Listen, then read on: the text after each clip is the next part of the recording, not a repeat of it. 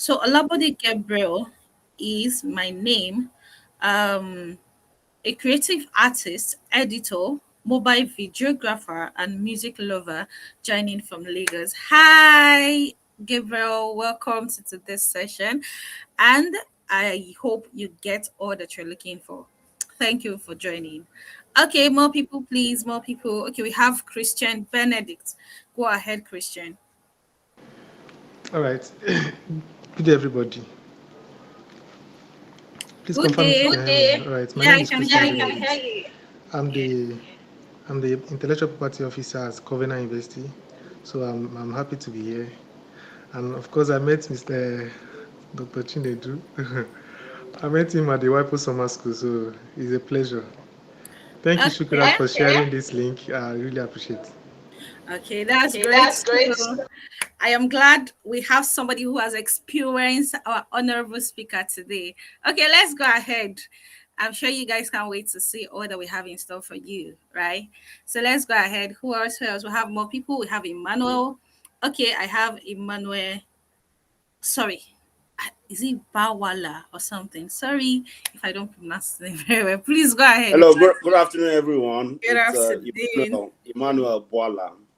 Oh, I'm a Bwala. Okay, thank you. lawyer. Yes, Okay. I'm a lawyer based in Lagos. I do intellectual property, copyright, and commercial practice. Interestingly, our speaker, Dr. Chinedu, is someone very known to me and a very resourceful person when it comes to subjects like this. So I'm expectant and I'm looking forward to an interesting and engaging discussion. Thank you. Thank you very much, Emmanuel, for that wonderful introduction. Thank you, thank you, thank you. So, guys, let's keep it coming in. Let's keep it coming in. Horse, do we have here? Should I call names? I think I've met some people here. Okay, I have Christy Patrick. Okay, Christy Patrick says, my name is Christy Patrick, a practicing lawyer, and I'm joining from Abuja. I experienced our speaker at the Waipo Summer School. Hence, I believe all he has to say is important. Yeah, I believe you. Chop knuckle. Yes, all he has to say is very, very important. Thank you very much, Christy, for joining us today. And yeah, I'm looking forward to you having an amazing time with us today. Okay, guys, let's keep it coming in. So, welcome for those who are joining. We're having our introductory session. So you can type yours in the chat box, or you can raise up your hand and speak.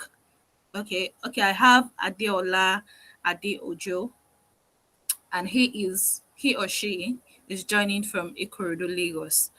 Thank you for joining us, Adeola.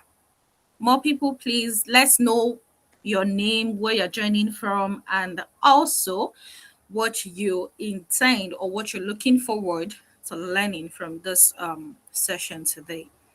Please, let's keep it coming in. Let's keep it coming in. Okay. More people, please. Okay, we have Jesse Ezekiel. So he is joining from Kaduna. Thank you very much, Jesse, for joining us today. Thank you. Okay, we have more people joining the call. Please introduce yourself. Tell us where you're joining from. Okay, tell us where you're joining from, and tell us your name, where you're joining from, and what you intend to learn from this call today. Okay, I have one at the chat box. So we have Emmanuel Omazi. Good day, everyone. My name is Emmanuel Omazi. I am a student who just got out of secondary school. I am an aspiring law student looking to go into entertainment law and intellectual property. I am a singer and a songwriter. My dad is Mr. Chinedu, university friend, and I have been told so much wonderful things about him. I can't wait to hear him speak. Yeah, Emmanuel Omazi, yes. You are welcome, and you're definitely going to get a lot from this session. Thank you for joining. So we have Michael Pemi. Michael is joining from Solere. And by the way, Surulere is in Lagos, unless there's any other Surulere in Nigeria. But the one I know is in Lagos, anyways. Okay, Michael is joining from Surulere, Lagos, and he's here to add up to his knowledge. Thank you very much, Michael, for joining us today, and definitely you're going to add a lot to your knowledge. Okay, do we have other people? We're going to be kickstarting with this session by in the next 3 minutes. So if you don't introduce yourself, you don't want to let us know you. That's not bad, but it's definitely bad. Yeah. Hope I'm not confusing you. But yeah, I would really want to meet a lot of you or more of you who are on the call right now. Tell me your name, where you're coming, where you're joining from, and what you hope to learn from this call today. I'm all ears and I'm all eyes. 3 minutes to go before I introduce our speaker for today. 3 minutes to go. Who else? Tell us your name, where you're joining from, and yes, what you intend or hope to get from this call today. Anyone else? Anyone else? Okay. Let me just give a little time while I dig up our intro.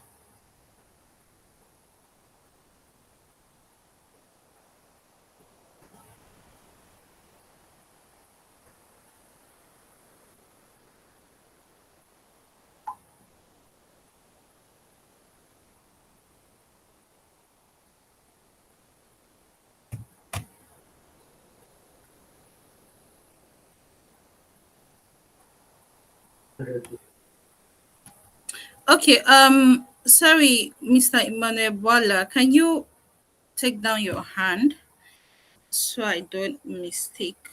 Yeah, thank you. Thank you very much. So 2 minutes to go, 2 minutes to go. You can still tell us your name, where you're joining from, and what you hope to learn from this session. You can raise up your hand to talk, or you can drop your comments inside the chat box.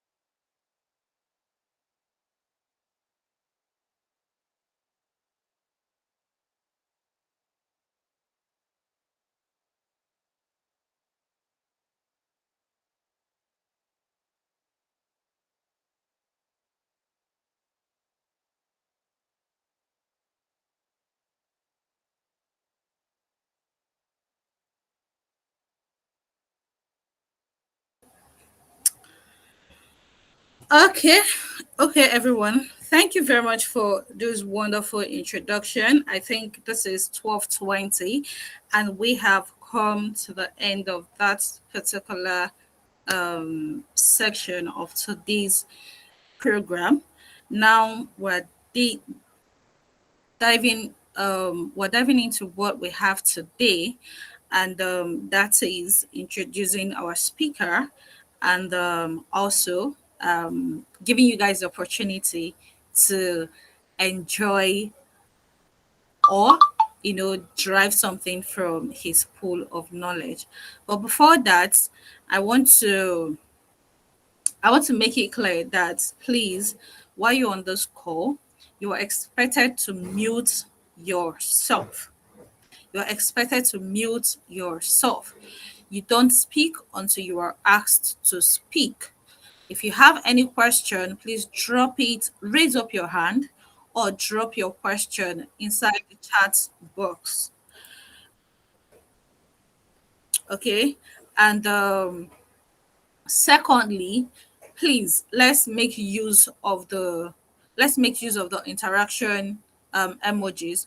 so to encourage the speaker and also to encourage those who are going to be answering questions. Make sure you have your pen and paper ready because you're going to be learning a lot.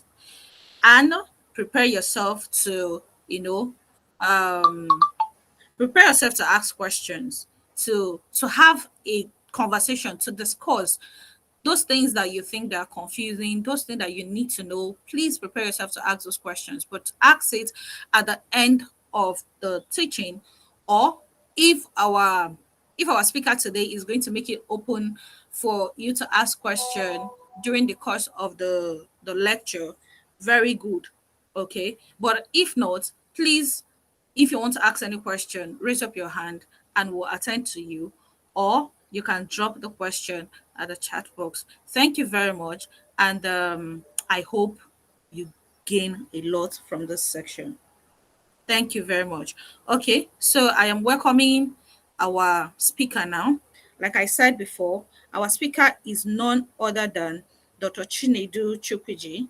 He is today arguably Nigeria's best intellectual property expert, especially in the field of copyright and related rights, music publishing, music licensing, music distribution, music business, and collective management of copyright. He has over 22 years of hands-on experience working in the music publishing, music recording, and music distribution environment, and copyright collective management system for musical works and sound recordings in Nigeria across Africa.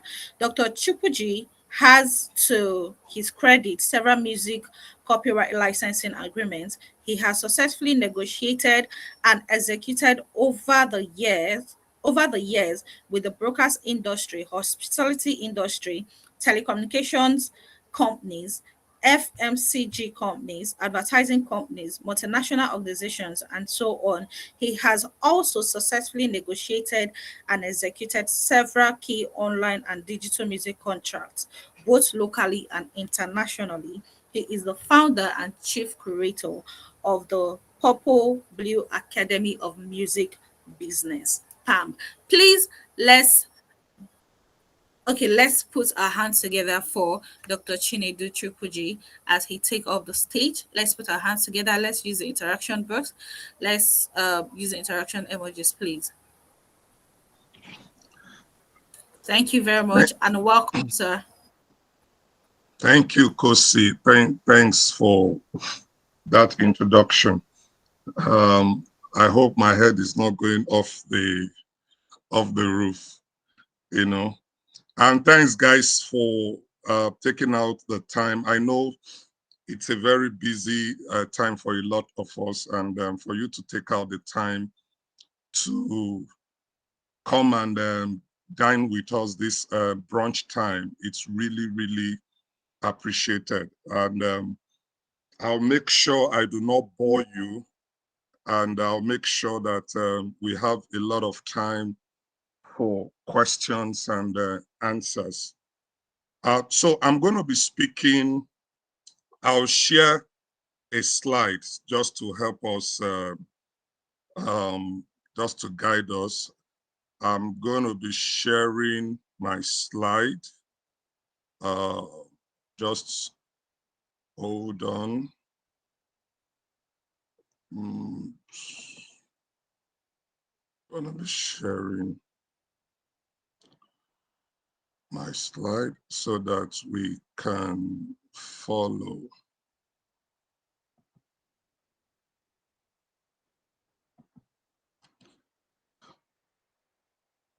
Mm, I'm trying. Just hold on.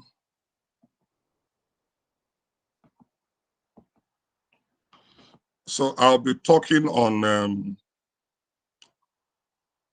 music licensing, actually, though the topic said copyright licensing, but this is an Academy of Music Business. So I'm going to restrict myself to, sorry, I'm just trying to get my slide off. Just hold on, please.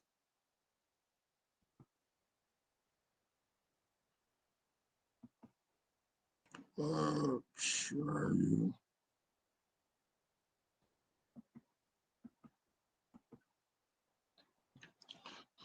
Of course, you just share that slide I shared to you. I don't know why this is not coming up. Okay. I just share this slide.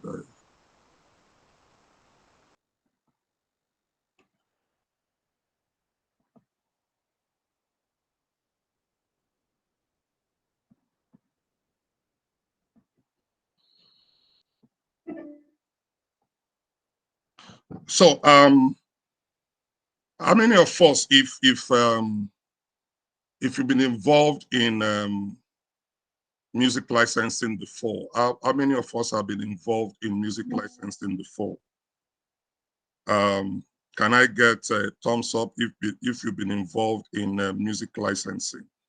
That means you've been involved in licensing music to a third party. You know, if you've been involved in that, can I see your hands up? If you've been, can we all hear me?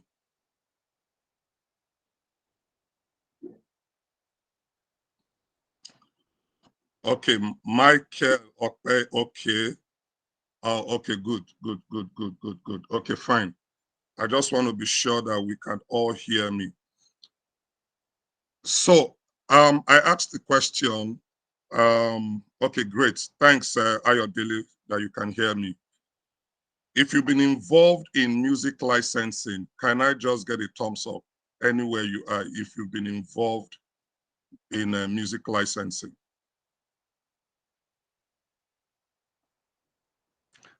Anyone?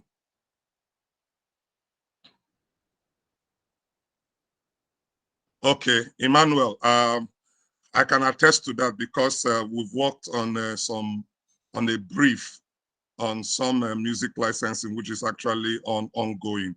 So I can attest to that. Michael said also he has been involved in music licensing. Okay, Kosi, are we on so that I could just Yes, let me share my screen now.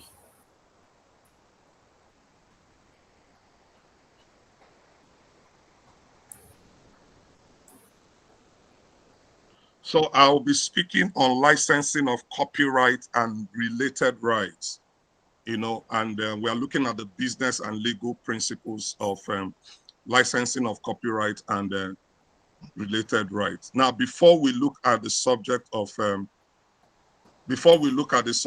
copyright and related right, I want to talk briefly about a very important subject, which copyright and related right are subset of, and that is intellectual property.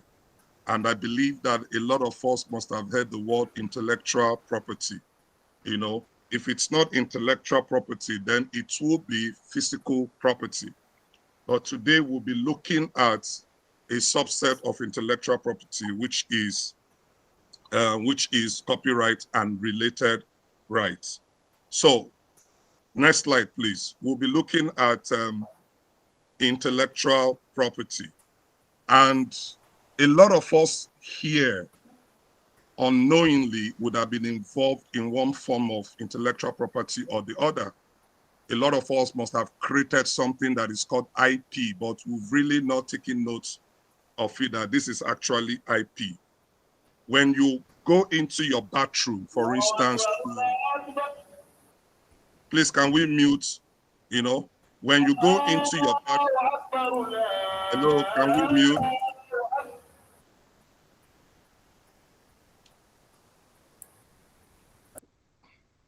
When you go into your bathroom, when you go into your bathroom to take your bath and you keep humming, some melodious song in your head, and maybe you come out from the bathroom and you pen down that melody that was in your head on a piece of paper.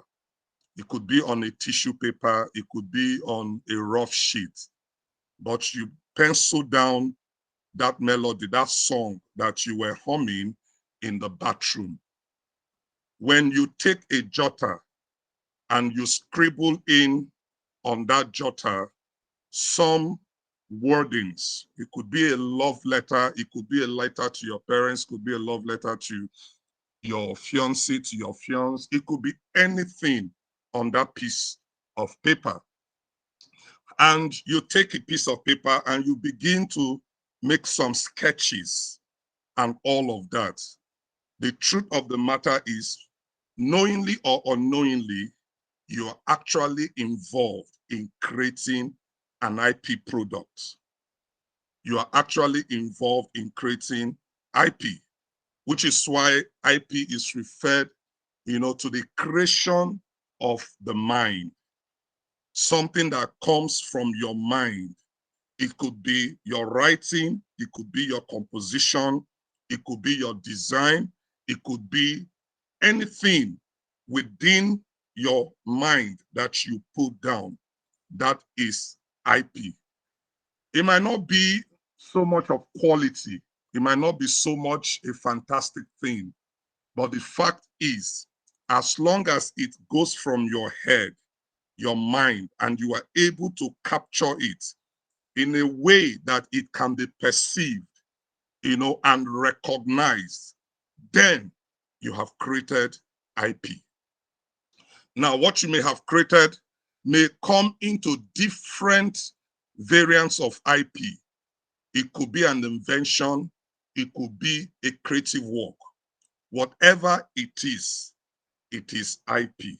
As long as it is documented, it is written down, it is recorded in whatever format you are involved in the creation of IP. Are we following?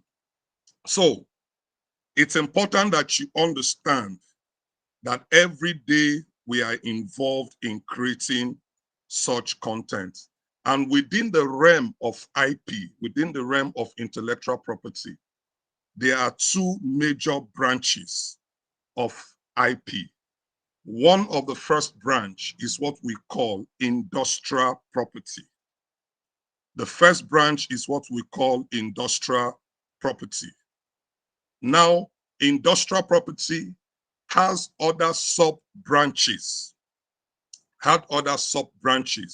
like patent, trademark, industrial design, utility model, geographical indication, plant variety, what you call the plant breeder's right, even trade secrets, up to integrated circuit layout design. These are all branches of IP, but put under the umbrella called industrial property. Put under the branch called industrial property. Then the second branch is actually what we are looking at today. We will not be looking at patent, we will not be looking at trademark, we will not be looking at industrial design and all of that. We are concentrating today on copyright and related rights. I believe that a lot of us on this platform may have heard about copyright. So if you've heard about copyright before, please let me see your hand. If you've heard about copyrights, great. Okay. How many of us have heard about related rights?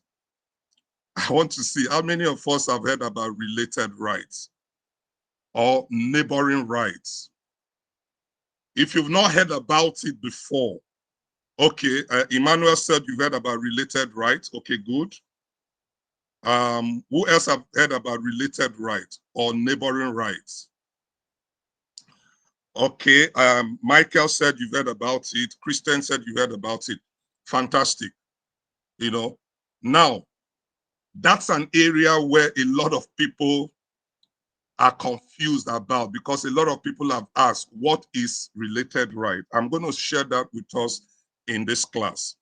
But when you look at your screen, when you look at my slide, I asked a question: what do these individuals have in common? What do these individuals have in common? A lot of us have heard about Elon Musk. Elon Musk might just be the richest man in the world. A lot of us have heard about Jeff Bezos, founder of the e-commerce company called Amazon. A lot of us must have heard about Bill Gates, who founded the company, the software company called Microsoft. Larry Ellison, who co-founded the software company called Oracle. Mark Zuckerberg, every one of us uses Facebook, so we will know this one. Then there is Michael Bloomberg, who founded a media company called Bloomberg LP, or Larry Page, Google. We all use Google. The question is, what does this guy have in common? What do all of them have in common? The question will be, if you don't know, they are all billionaires in dollars. These guys are billionaires in USD, not in Naira, They are all billionaires in dollars. These are these are people that are wealthy in dollars. That is what is common among them. The other thing that is common among them is that they made their money, they made their billions of dollars through the instrument of intellectual property. They made their money through the instrumentality of IP. The companies you see, whether it is SpaceX or whether it is Tesla, co-founded by Elon Musk, or whether it's Amazon, whether it's Microsoft, if you use a Microsoft software, you cannot operate if you are not renewing your license, or whether it is Oracle. Every one of these guys made money by utilizing intellectual property. So that underscores the importance of what we are doing here today. That creation or invention that you have made, if well utilized along the line of IP, I wouldn't be shocked if you are the next Jeff Bezos or the next Elon Musk or the next Bill Gates. It is not far-fetched. Oh, you said the line is breaking. Can you all hear me? Someone said the line is breaking. It's not a general issue. I can hear you Oh, clearly. okay, great. Emmanuel, maybe you need to change your position. So these guys all made mega bucks because they utilized IP. They all made mega bucks because they utilized IP. Now let's go to our subject of today, which is music. Music, at the beginning of the year, the world woke up to the announcement that the catalog of the legendary pop king Michael Jackson's estate, they are negotiating on selling a part of his work and rights, for a mega sum of 800 million USD. Please press your calculator. And in today's currency, in today's market rate, I hear a dollar is about 1,000 naira. Multiply that by 800 million USD. We are talking about 800 billion naira. Hello, 800 billion. That's what we're talking about. Between 800 and 900. It's crazy. It's crazy, but that is what it is. It's crazy, but that's what it is. And guys, do you know what? This is not his entire catalog. This is not his entire catalog. This is just half of his publishing interests. This is half of his publishing interests. It's massive. This is not the entire catalog. This does not include, listen, this does not include its sound recording, because I will get into that. This is talking about his music publishing interest, half of his music publishing interest, going for as much as this. I'm not aware whether the deal has been concluded, but this is to underscore that the music business is not a joke. This is to underscore that the music business is not a joke, you know.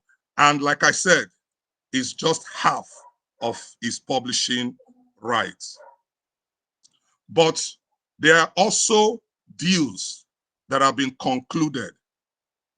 I don't know how many of us have heard about Justin Bieber. It's another artist whose share of publishing and recorded music catalog, comprising about 290 titles, were sold to a company that buys rights. And a lot of us may have heard about Hypnosis Songs Capital. And he sold those songs for a whopping 200 million USD. 200 million USD. I can go on and on. The legendary singer Bruce Springsteen sold his song catalog for about 500 million US. See, guys, you can Google this thing. I'm not making up these figures. You can check out these things and you will see for yourself that the music business is the real deal. If you are going to be coming into this, then you must understand the nuances that is involved in this deal. So these are some of the highlights that we have to. But the basis for this, the basis for all of this large chunk of money comes from the fact there is what is called copyright and related rights. Copyright is the bedrock of the music industry. You take away copyright, there's no music industry.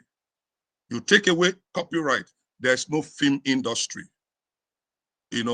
Is the basis of the music industry. As a matter of fact, someone said, Mark Vinet said that copyright is the principal source of power, control, money in the entertainment industry. In the entertainment industry. So it's massive. It's the source of power, is the source of control, is the source of money in the music business. It provides the foundation for every other thing that happens in the music business. Whether you want to continue, yes, some people will tell you, I came into music because I had passion, I had everything. But a songwriter did say that if it's not making money, it's not making sense. So the foundation for the music industry to continue to thrive is because there's a legal framework called copyright and related rights. It's important that you understand that. And it is through copyright that those who are involved in the creative process, those who are involved in the creative process, those who are involved in investing in music, and some form of remuneration, some form of compensation, what in the music industry we call royalties. Royalties. So it's important that if you are going to be involved in whether as a singer, a songwriter, a publisher, an owner of record company, or even an artist manager, or a publicist, or in whatever capacity you are going to find yourself in the business of music, then you must understand the fundamentals of copyright and related rights. So then, what is then copyright? What is then copyright? It's important that we understand the meaning of copyright. And please look on the screen. I have underlined deliberately certain words.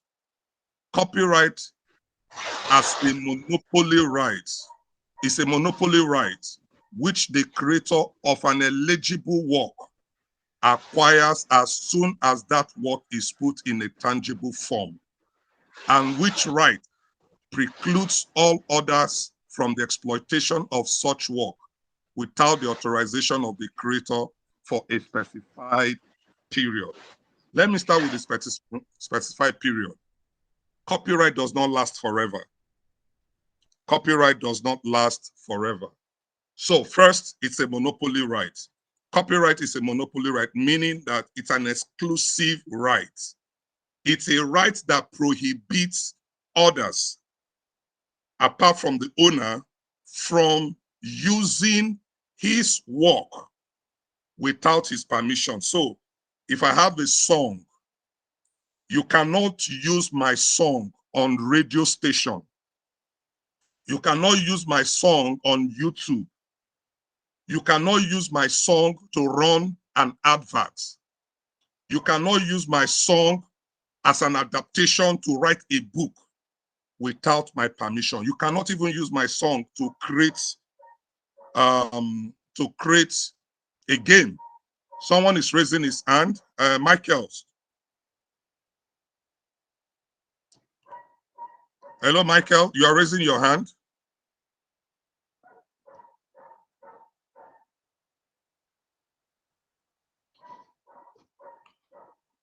Hello, Michael. I think it's a mistake. Oh, okay, okay. So it's an exclusive right, that allows you to exploit your work, and prevent others from using that work without your permission. So nobody can use your work, nobody can use your music without your permission. Then the work in question has to be an eligible work. Under our copyright law, we have works that the law has stated as being eligible for copyright protection. So my brothers and sisters, if you do have an idea in your head, that idea is not protected by copyright. Oh, I have an idea. Somebody stole my idea and went and used my idea. In Nigeria, under our law, ideas are not protected under the copyright law. So if you have an idea of, oh, I have an idea to write a song, and you are humming the song, or you shared the song with your friend, but you did not record the song, neither did you write down the lyrics, and your friend rushed and used the song that you have narrated to him or her and creates something out of the song. And tomorrow you come and say, but that's my song playing. I had that idea first. Sorry, the law does not protect ideas. The law only protects works that you have fixed. That means you have written it down. You have written it down, and you can actually perceive it. If you have not written it down or recorded it, it is not protectable under our law. So the works that are eligible for copyright protection, because we are dealing with music, under that subject, we are dealing with musical works and sound recordings. Please, these are two different works. And you need to understand that musical work is different from sound recordings. Musical work is different from sound recording. Oh, that's my sound. Oh, that's my track. They are different from musical work. Your musical work is your composition and your melody. Your musical work is your composition and your melody. It could be the lyrics, and you now put the song behind it. That is musical work, the composition and the melody. And for you to enjoy protection under our law, you must have put some effort. So when you go and steal somebody's work and just change the title and make it your own, does not make it your own. You must have expended some effort in that work to give it some original character or an original character. You can sing the same song, but the character of the song will have to be different because you have expressed it in a different way from what artist A or artist B would have done. That is one condition that must be fulfilled. Number two, like I earlier said, the work must be fixed. You must have recorded it, you must have fixed it in some certain way so that when you are looking at it, you can easily perceive it or reproduce it, something you can reproduce or something you can communicate directly or indirectly, whether you use an aid of a machine, it can be a phone, it can be a laptop, it can be anything. Those are the two conditions upon which the musical work and the sound recordings would enjoy copyright protection in Nigeria. Is someone raising their hands? Yes, sir. Okay, please, Joshua, please. All right, sir. I wanted to ask around the musical works and the sound recordings. Is he, for the musical works, is he based on just the maybe the song or the track as it were? Maybe then the sound recording is just based on just maybe instrumentals, sir. Thank you, sir. Okay. Now, I'll define that. So your question, I've noted it. So your question is being answered in the subsequent slides. Okay. Emmanuel, you have a question? Yes, Okay. sir. I will advise that we take the questions at the end of the presentation because I know there'll be a lot of questions. So just allow me finish up the slide and we'll take our questions. Is that okay? No problem, sir. Okay. All right. So related rights. Let's look at related rights. We've just talked about copyright, you know. Now let's look at related rights. Now, the other name for related rights is called neighboring rights. The other name for related rights is called neighboring rights, you know. And under the Nigerian law, neighboring rights is also referred to as performers' rights. Now you will ask, what is related rights or neighboring rights? They are called neighboring rights or related right or performance right simply because they do not meet the fixation requirements of the law that makes a work copyrightable. Now, works that are called related right works do not meet the fixation requirements. They are not fixed. They are not fixed. However, despite the fact that they have not been fixed, some sufficient creativity and technical skills have actually gone into producing those works, even though they do not enjoy copyright protection. Therefore, they are recognized as neighboring right subject matters. And neighboring right are simply, you see the name, neighbor, related. It means that they are rights related to copyright. They are rights neighbor to copyright. Even though they are not copyright, they are next door neighbor to copyright. And you can see that in our law in section 63 and all of that. So these rights are not actual copyrights, but they are rights that are given birth to where there is a performance.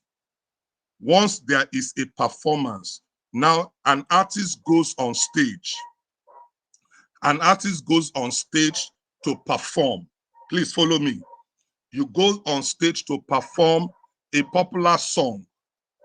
And for you to record that song, what the person is performing the song, not the song he is singing, the performance of the song, the body movement, the choreography, all of that is performance. Whether you are singing, whether you are miming, whether you are reciting, whether you are presenting, all of that are referred to as performance. Now, you might be performing a popular song that already enjoys copyright protection. The performance you are carrying out actually enjoys protection under the Nigerian copyright law. And that protection it enjoys is referred to as performance rights or neighboring rights. It then means that just like you will need permission to use my song on radio or on any platform, for you to record my performance on stage, you will need my authorization to record that performance. You cannot record my performance without my permission. The law gives me certain exclusive or monopoly rights to prevent you from recording my performance. It is only when I give you the authorization to record my performance that you can now record it. And the fact that I give you authorization to record the performance, I will also need to give you authorization to reproduce that performance. So you can now see that when you go to a concert and you record a performance, you're actually infringing on the person's rights because the person has not granted you the permission to record his performance. You take that and you use it to go and promote your Facebook pages, your Instagram pages, your all of that. You are actually breaking the law. And your YouTube channel is generating a lot of traction because of that performance, and you are earning the money, and the guy that is performing the stuff has not earned anything. So related right is as important as copyright, especially when it comes to performances. Follow me on this journey. Therefore, what is musical works? Just like the question and sound recordings. If you are involved in the music business, come on, guys, you must understand these two concepts. The entire music business is settled on these two concepts: musical works and sound recordings. And they are totally two different subject matters. Our law defines musical composition as musical work as musical composition, like I've explained earlier on. The lyrics, your melody, your composition, all of that, irrespective of the quality, that is musical work. So you hum a song. Let's say you are just singing a song off your lips, without it being recorded. You are singing the lyrics plus the melody. That is a musical work. That's a musical composition. The law recognizes that as musical work, separate from sound recording.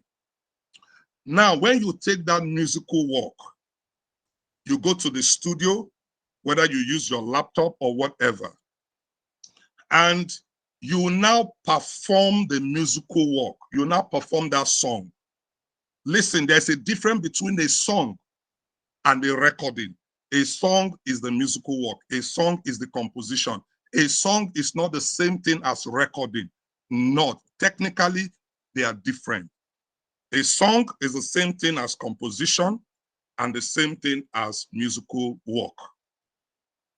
A recording is the same thing as your track, as your master, as your sound recording. So when you take it to the studio and you perform that song and fix it, then you have created another work. You have created another work which is referred to as sound recording. So it is safe to say that sound recording is a derivative work of musical work, because without musical work, there is no sound recording. So the basis for the creation of a sound recording is because there is a composition that already exists. And this musical work and sound recording can be owned by the same person. Understand that? It can be owned by the same person and also can be owned by different peoples that we call parties. It can be owned by the same person. A musical work can be owned by the composer and the songwriter, and a sound recording can be owned either by the artist or by the record company. So, but first of all, the person who owns a musical work, the song first, before it is transferred, is called the composer or the author or the songwriter. Any of this person can own a musical work. And you can have one or two persons owning a musical work. Then who owns the sound recording? And this is where there is always a problem. Who owns a sound recording? A sound recording under our law, it used to be the artist. Before the law was changed, it used to be the artist in whose name the recording has been made. But under the 2022 copyright law that was signed on March 17 by the former president, the owner of a sound recording is the record company, is the person by whom the arrangements for the making of the sound recording were made. Normally, the person that will perform this role is either the label or the sound or the record company that will own the sound recording.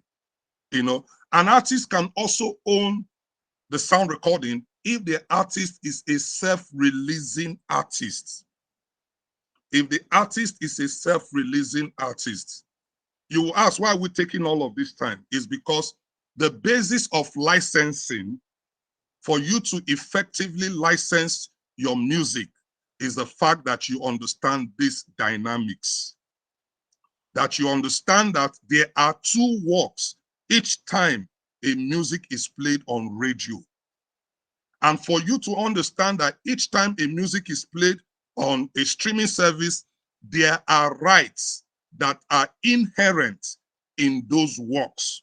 And you must understand the rights that are implicated each time there is a streaming or there is a download or there is a communication. You must understand, because when you understand those nuances, you are able to place a value on your work and to say, my work is X amount, which is why a Michael Jackson estate at the beginning of the year can be negotiating as much as 800 and 900 billion naira for half of his publishing estate.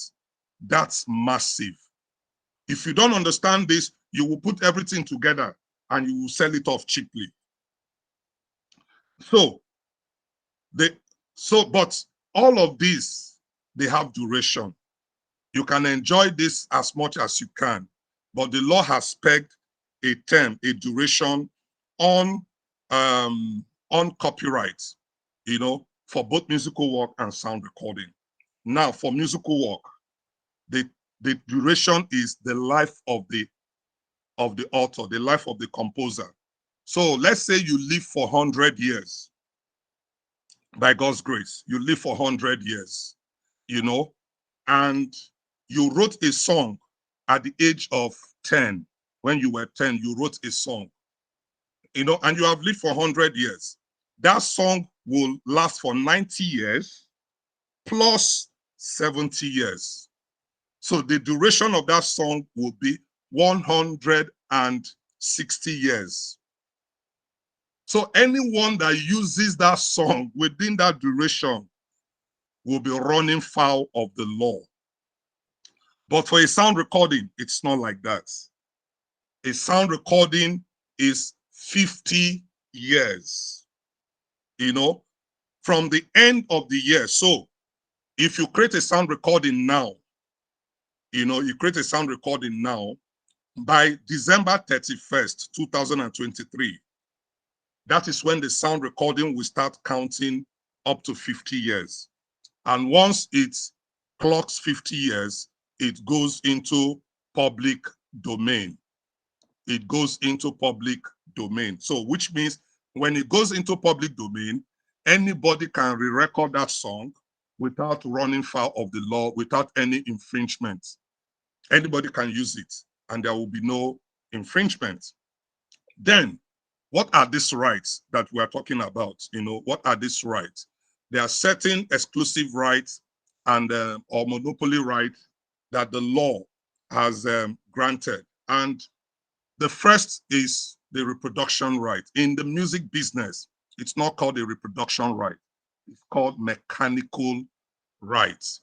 So if you want to download stuff from the internet, you want to download music and you want to use the music to run your business and you want to download, you have to pay some form of mechanical royalties, for the song that goes to the composer or the publisher, Then there is the public performance right. Now, this public performance right is also referred to as performing rights.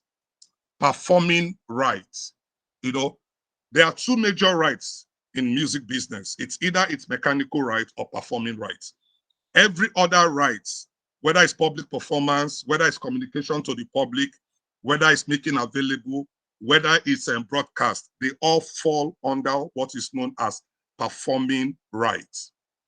Then you have adaptation, you have distribution.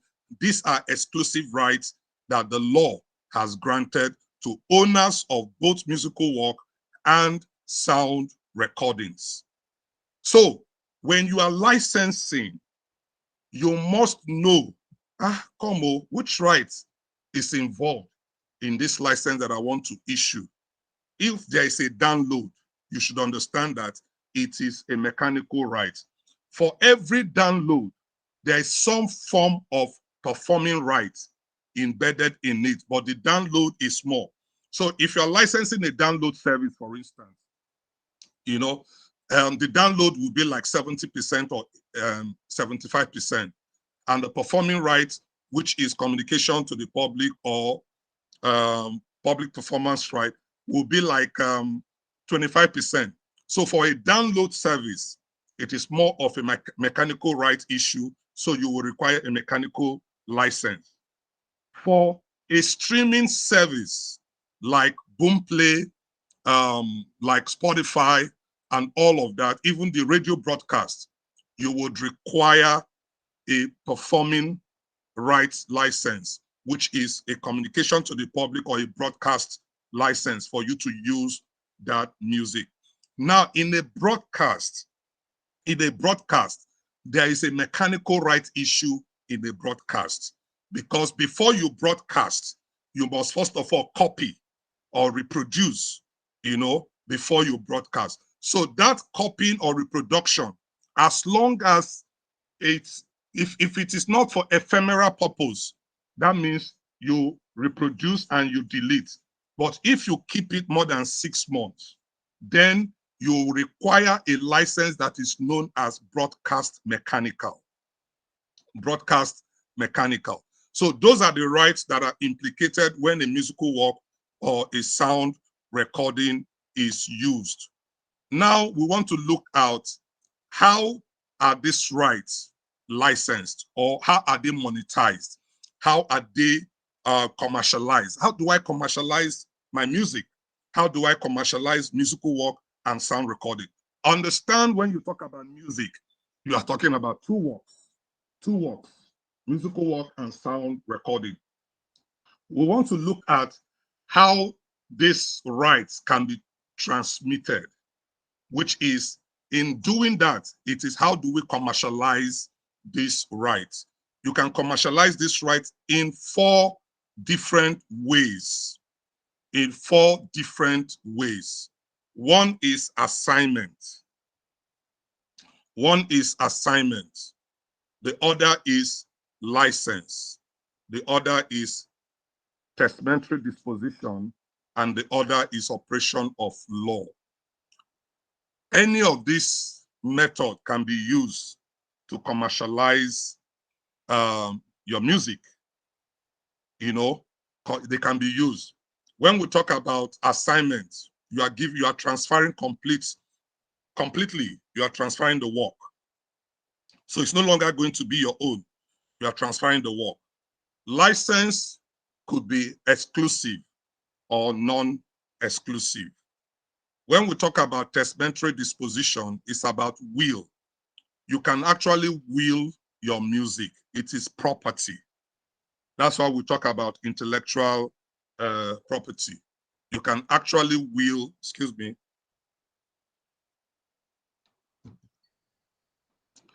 you can actually will your music.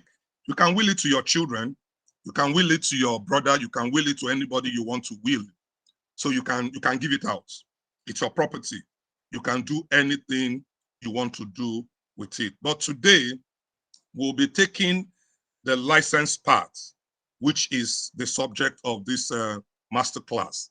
We'll be looking at, but understand that when you are writing an agreement, please, when you are writing agreements, a music licensing agreement, or a recording contract, or a publishing contract, be careful to know whether what they are asking you to do, whether it's an assignment or it's just a licensing arrangement. If you go and sign the agreement, when the agreement reads assignment, forget it. Oh, no court of law can redeem you.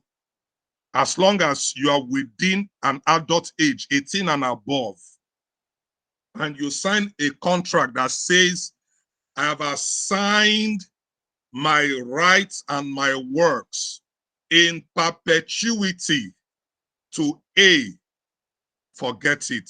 It is no longer your own. It is gone. It is gone. So that tomorrow you will not start talking about stories that touches the heart.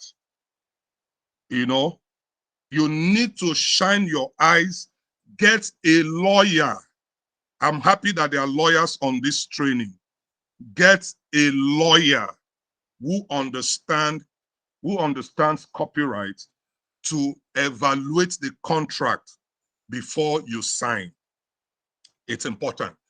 Now, like I said, one of the major mechanisms through which you can exploit your work is through licensing. And licensing is simply authorization to use. Licensing is simply authorization to use. So it can be authorization, it can be permission, it can be a license, it can be anything.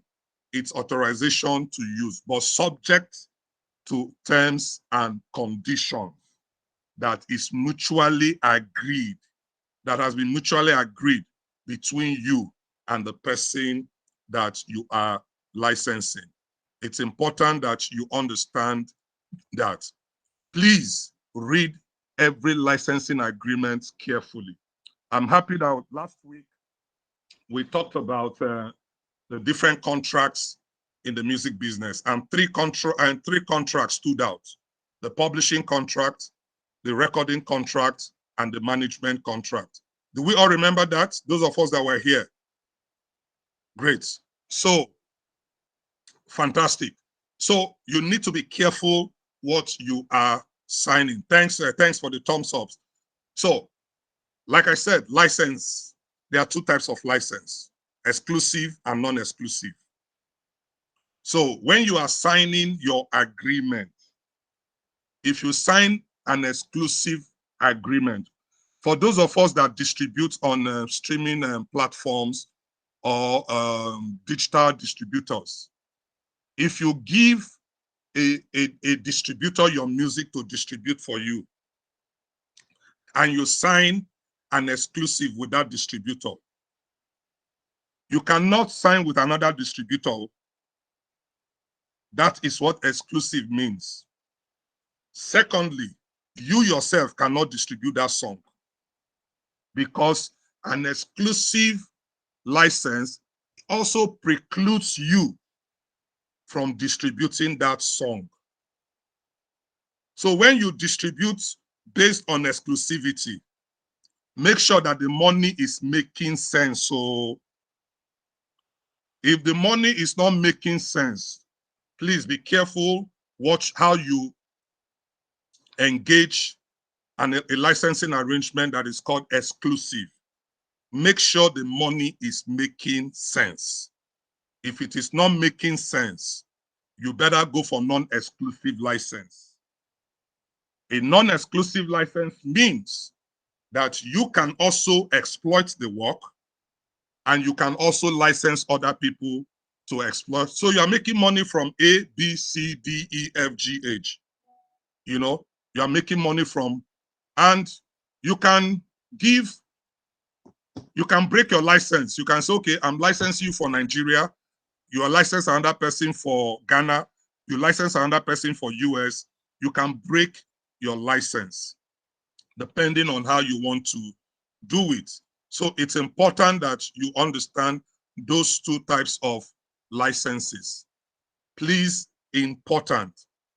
Now, having said that, when you want to license your music, what are the basic considerations? I'm almost rounding up. What are the basic considerations that you have to factor in licensing your music? Understand, you know, understand that your music is both composition and sound recording. So you must understand which of this music am I really licensing? Am I licensing both or am I licensing just one? That is called the nature of work to be used. Are you licensing the composition? If you are licensing your music to an advert company, let me give you a clean scenario. An advert company wants to use your music to run an advert. You must ask them, do you want the sound recording or you just want the lyrics and they will perform the song themselves? Or all they want is the melody. They don't want the lyrics. They will use their own lyrics, but they will use their melody so that even when the song is being played, you will say, oh, now my song be that. They just change the lyrics.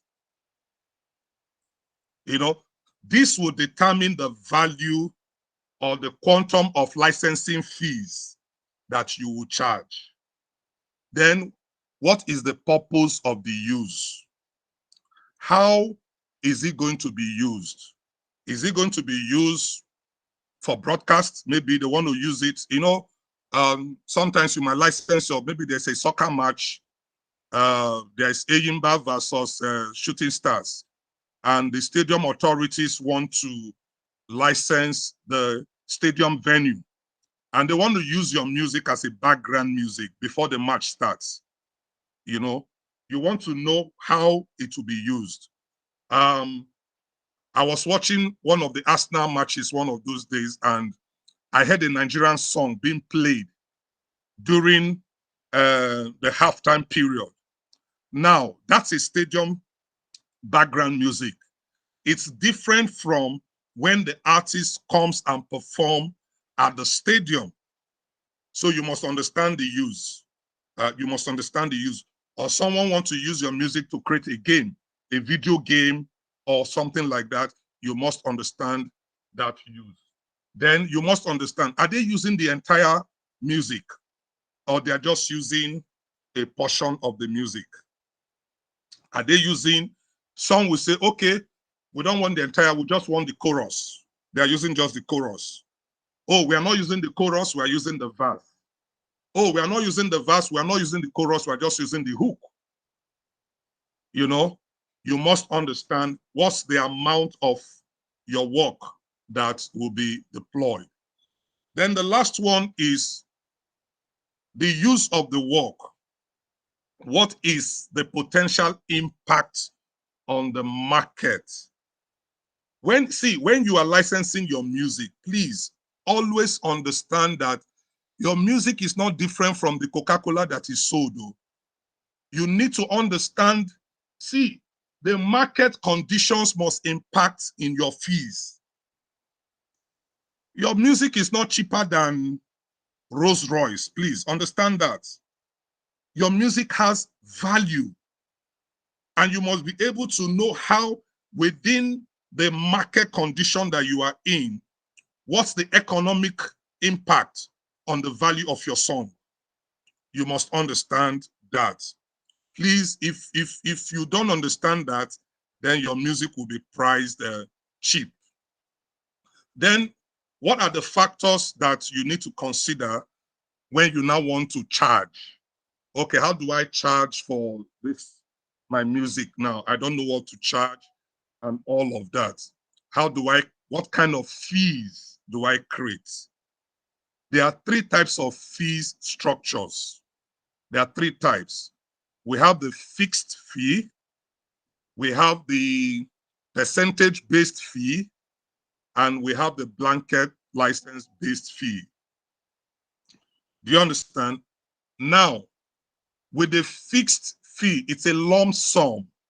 It's a lump sum of money. And normally you use that when you cannot really trace or connect the value that your music is bringing and the usage. If you cannot connect the two, or if the income that is generated from the use of the music is not too much, you can now say, okay, let's use a fixed sum. Okay, for this, I'm giving you X amount of money, just pay me that and you can use that.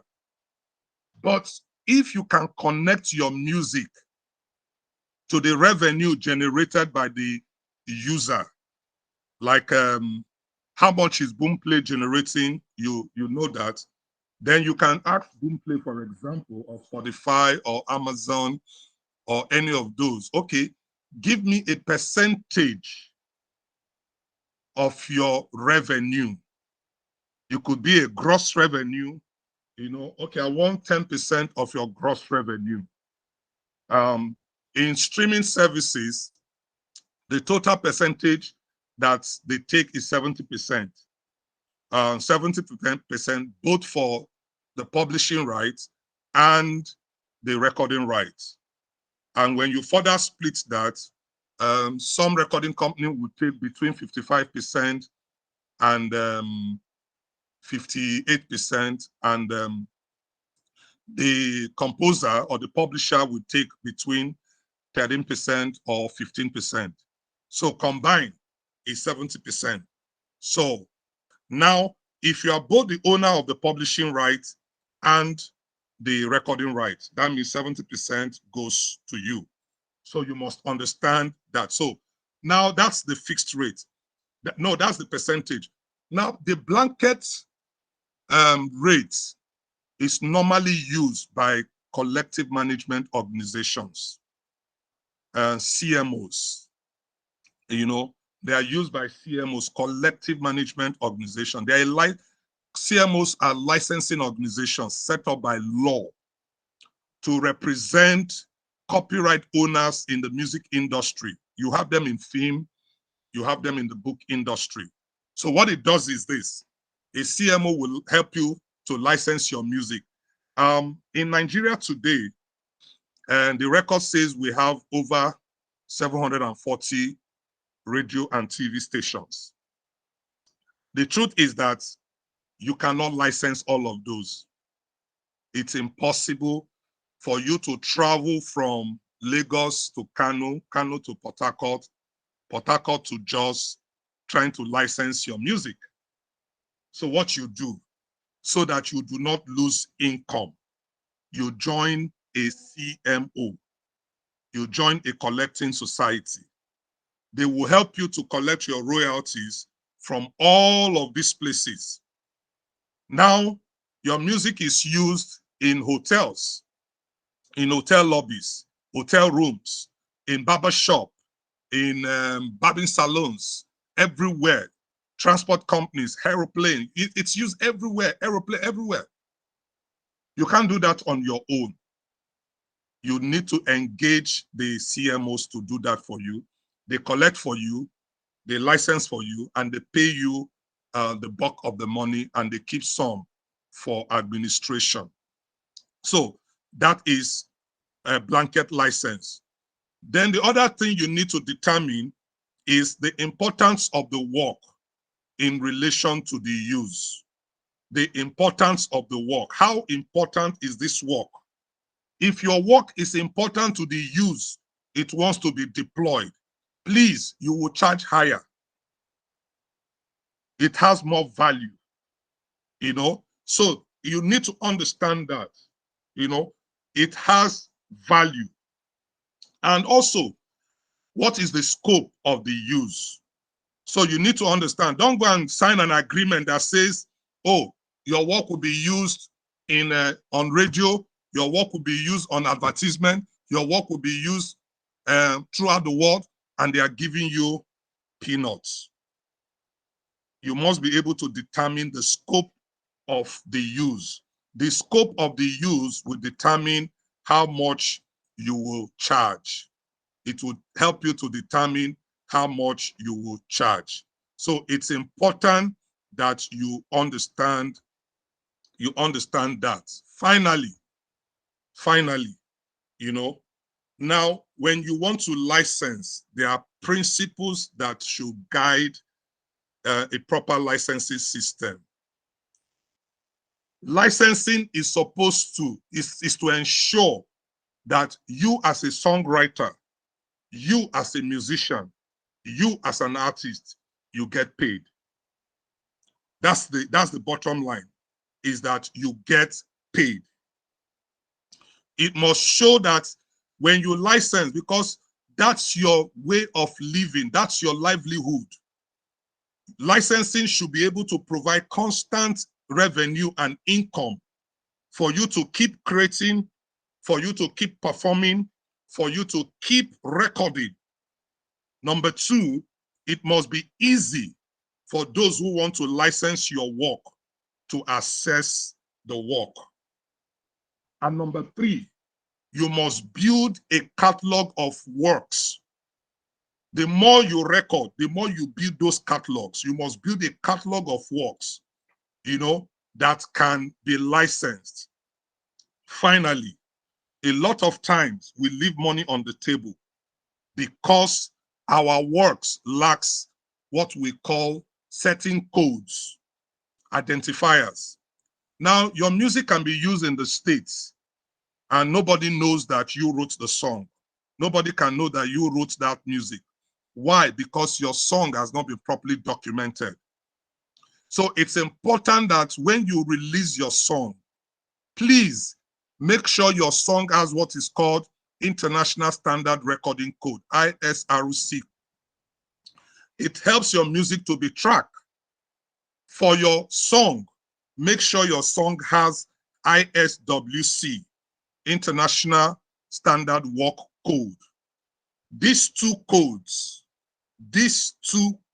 I repeat, if you want to make money in the streaming era, if you want to make money in the digital space, your music must carry these two codes for you to make money. And I like that phrase that Olamide said, if it is not making money, it's not making sense. Licensing is supposed to help your music make money. And by making money, you can continue to invest in your creativity, in your innovation.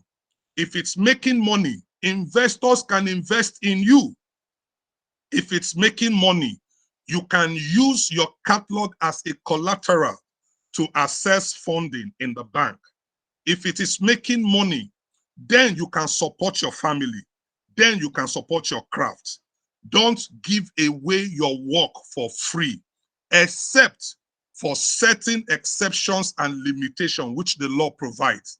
The exceptions where your work can be used for free, for educational purpose, for research, for parody, and all of that.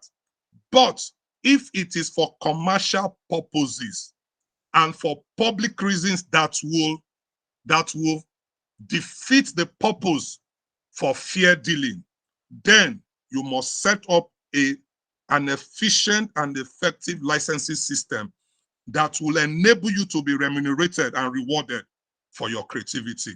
Don't sell your work for cheap. Thank you very much.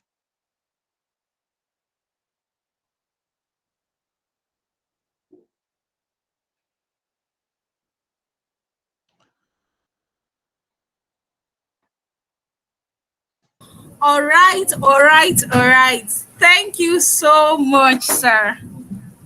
Sorry. Um,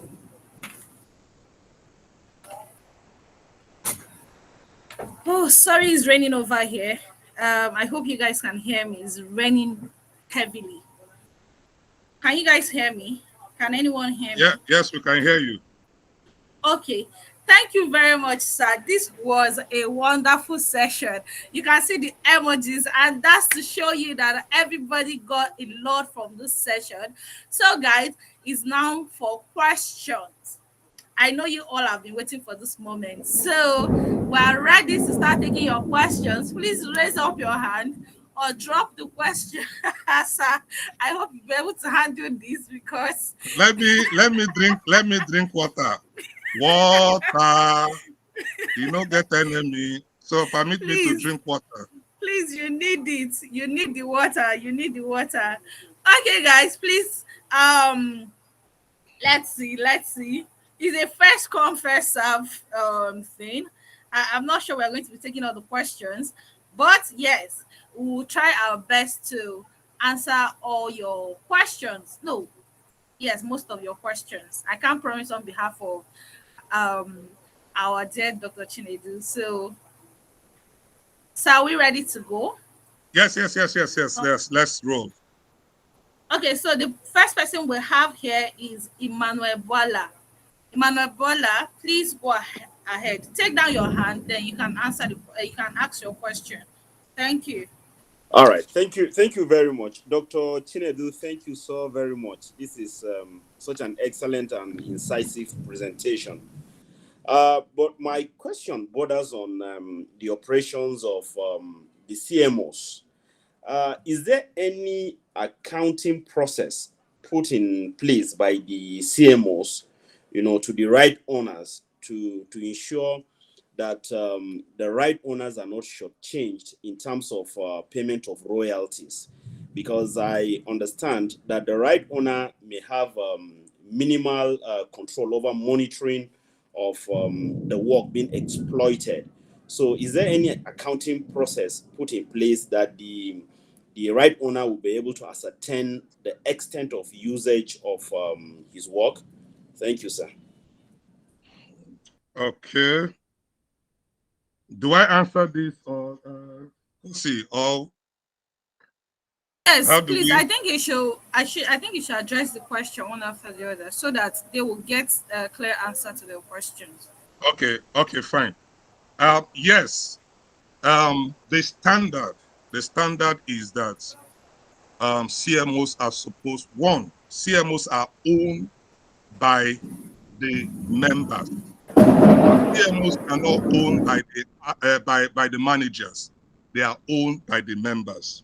One of the accounting processes is that a CMO is required, when you pay royalties, that you also attach to the payment a statement showing where the money came from and how the money has been calculated and distributed. That's one. Number two, CMO's books are subject to auditing, at a general assembly. You have to audit it. You have to get a firm of auditors, reputable firms, to audit your accounts, which is now sent to the members. The members will review it, and at an AGM, which must be called at least once every year, they will scrutinize the account as reported by the management of the organization. So there are accounting processes where the money that is paid all of that. And CMOs are approved by the Nigerian Copyright Commission. The Nigerian Copyright Commission also do have an oversight function on the CMOs.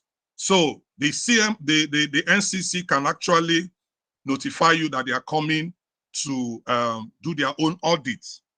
So there are processes. And if a member is dissatisfied with the statements issued, and a member can actually call for an audit of his account, of his royalty statement. So there are different levels where both the law and corporate governance mechanism have been set in place to ensure that every money collected on behalf of the artist goes back to the artist, you know. So those processes are in place. Yes, sir. Okay, thank you very much. Please, was your question answered? Please let me Emmanuel, Oh, know. do you answer your excellently. question? I'm contented. Thank you very much. Okay, okay, okay. Okay, Thank you. thank you, Bola. So the next person on my list is Emmanuel Omazi. Please go ahead. Okay. Thank you, sir, for your lecture. Very insightful. Okay, I have two questions, actually. And the first one is, the CMOs, can they actually monitor where your music is used, like down to the grassroots?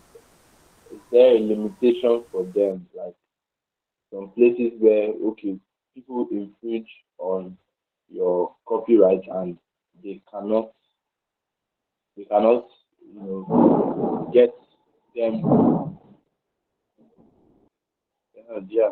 And another question is, okay, streaming platforms like Spotify, Boomplay, is there an option, maybe if you want, as an artist, you want to upload your music, is there an option for you to select between or choose between exclusive and non-exclusive? Like, are you given an opportunity to choose? Okay, thank you. Okay. So please, was that question clear? Yes. Okay. Yeah. For the question on the CMOs, um, I will tell you this: CMOs can monitor usage, but not to the not to the grassroots, as you mentioned. There are technologies that enables CMOs to monitor how your music is used on radio, on television, even in event venues.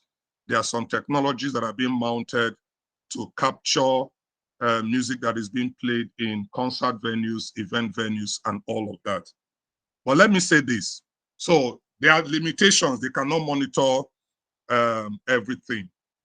But let me say this. If you're an artist and you are part of a CMO, you go to a concert or you go to perform, please inform your CMO and send them your set list. The CMO is expected to collect from that venue and pay you. So if you have a concert in a stadium or at an event center or wherever, by law, the CMO is supposed to license that center. And when you submit your set list, tell the CMO, these are the songs I'm going to be performing at that venue. It helps the CMO to log that in as part of what you have performed, so that when payment is being made, CMO would pay you based on those songs that you have submitted to them. And they have operatives that go around to check all of this. So there's a limitation to what they can do in terms of technology being able to help them to do that.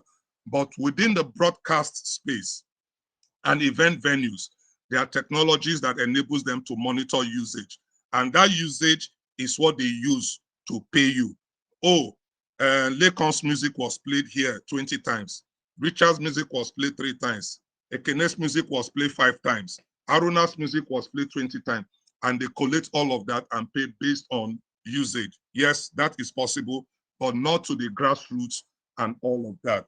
For streaming services, with respect to exclusive and non-exclusive, for you to sign an exclusive streaming deal with a Boomplay or Spotify, for instance, you must know what you are signing, because you are telling them that it's only your platform or service that can play my music or stream my music. You must be ready to get some good money, some good deal from that. Because what it means is that if you've signed with one service exclusively, other services will not be able to use it.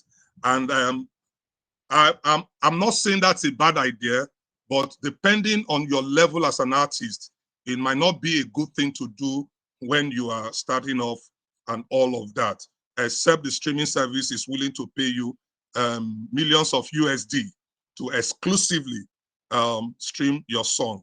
If you're not getting that deal, then you better use non-exclusive license to make your work available to as many users and subscribers as possible.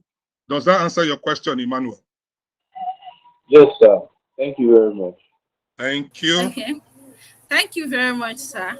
Um, let's take the next question. We have from Paul Delhi.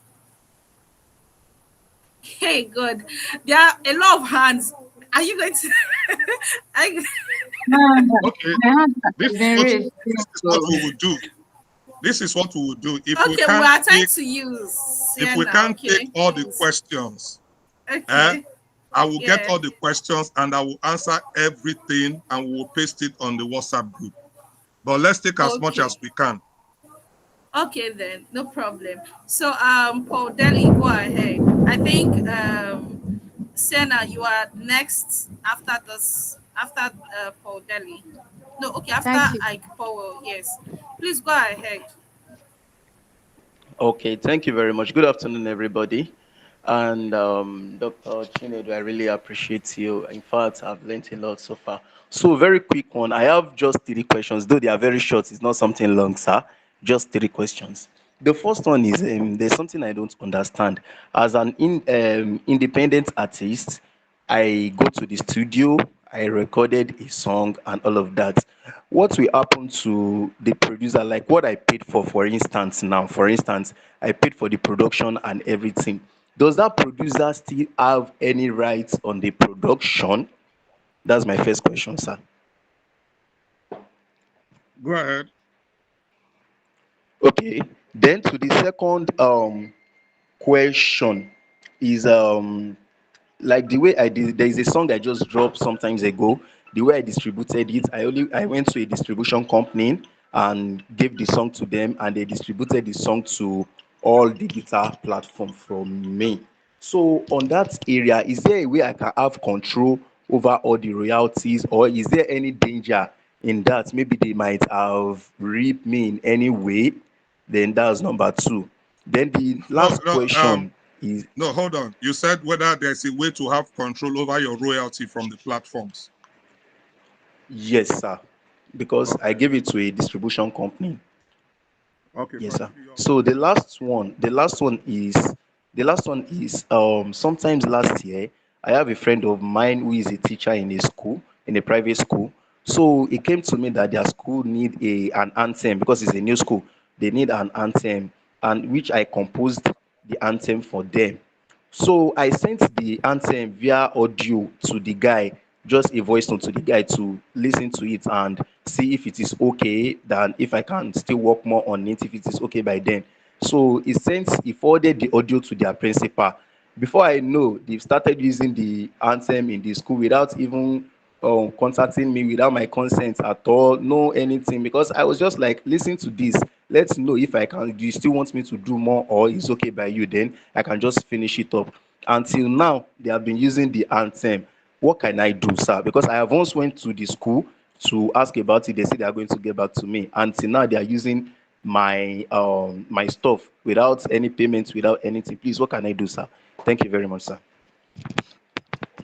And number one, you did ask about whether there is a producer share in the royalty when you go to a studio to record.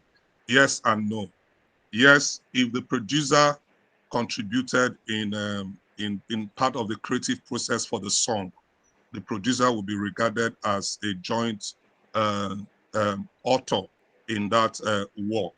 So if you have a song and the producer contributed in creating whether the melody or creating the arrangement of the song, then the producer can say, yes, I want to also share from that. Please, that's a good question you have raised. I want to advise every artist that is on this call that if you are involved in a production, get what is called a split sheet. Split sheet, split sheet. You know, split sheet can save you a lot of legal wahala and heartaches. And I know. Sometimes we go into studio. Oh, the producer is my brother. The producer is my friend. Music is business. That is why it is called business. It is about money. It is about, yes, it's creativity, but at the end of the day, you're supposed to put food on your table. So when you go into a studio to record and there are several participants, even if it is your toilet tissue, tell them, Lagbaja, please, your percentage in this song is 2%. Your this is this, your this is that. You have a split. That split can now be filed as evidence to what is the share of the producer in that. But if the producer does not, it didn't contribute in the song in any way, what would have happened is that you have done a work for hire, and the producer has done a work for hire, but ensure you have a split sheet, whether it's work for hire or the producer have a share of royalty in the song, have a split sheet that says the producer gets X percentage from that work. That will save you a lot of headache. Is that clear?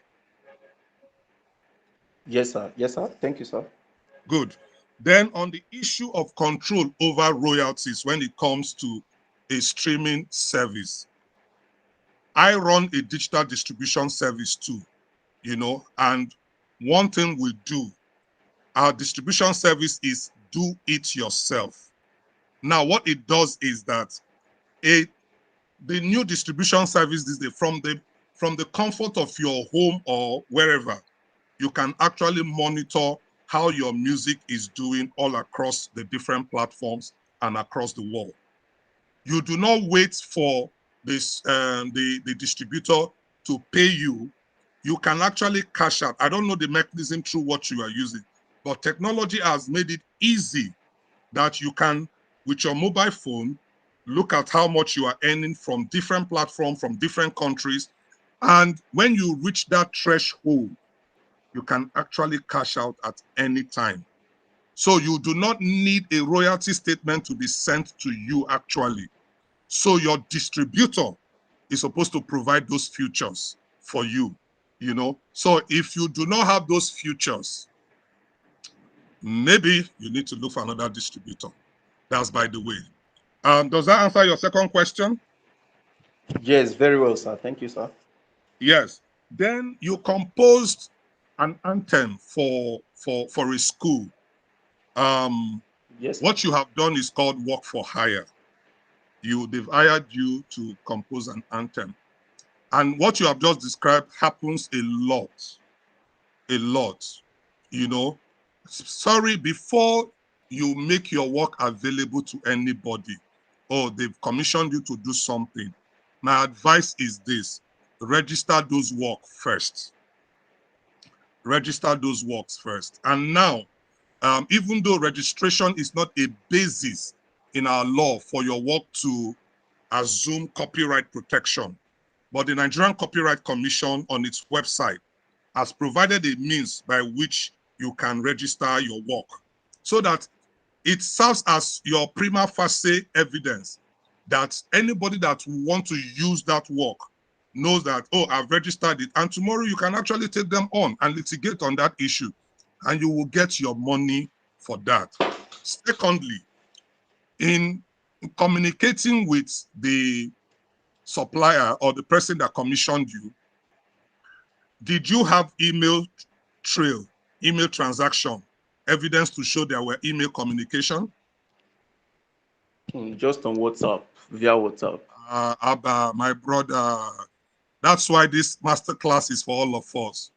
Please, your music I is business. Is business. You know, is business. Have an email communication. A former, you see that I'm looking at your picture now. You are wearing tie, looking very Yes, sir. serious. Looking very serious. That's how serious the music business is. Ike, you they laugh. Look in tie now. Look in tie. So that's how serious the music business is. Have evidence to show that you sent your stuff.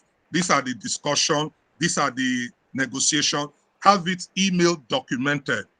On that basis, if they have used it without your permission, you can actually sue them and get, let me not say, you can contact me and I can get the money for you. But you need to do the right Okay, thing. sir. You need to do the right thing. Take advantage of the e-registration that is on the NCC website, the Nigerian Copyright Commission, and also make sure that when you are negotiating with a third party, have it properly documented through email. That could serve as your prima facie evidence if the matter goes to court. Thank you.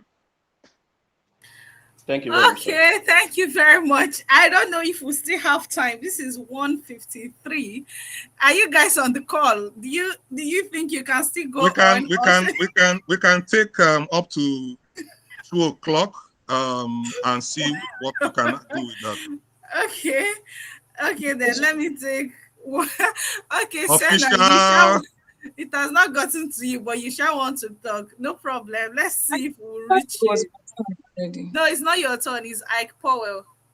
Okay, okay. After Thank Ike Powell, to be your turn. So Ike, please go ahead. Good afternoon, everyone.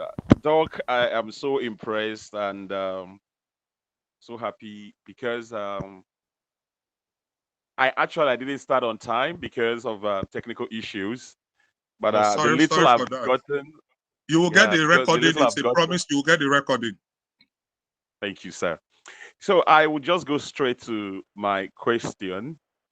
Um, I have an issue, when people try to promote their songs, they tend to go to so many platforms for distribution. And at times you find out that people don't even know the platform they send their music to. Like, okay, let me use platform A. You can go to platform A to distribute your music, and they will end up distributing to almost 100 other platforms. And you go back to another platform B, they will distribute another 50 other platforms. And we find out that in most of these platforms, platform A and platform B, they have the same um, uh, platforms as well. Like now, me, I use Reynolds to distribute my music, and also sometimes the Disco Kid.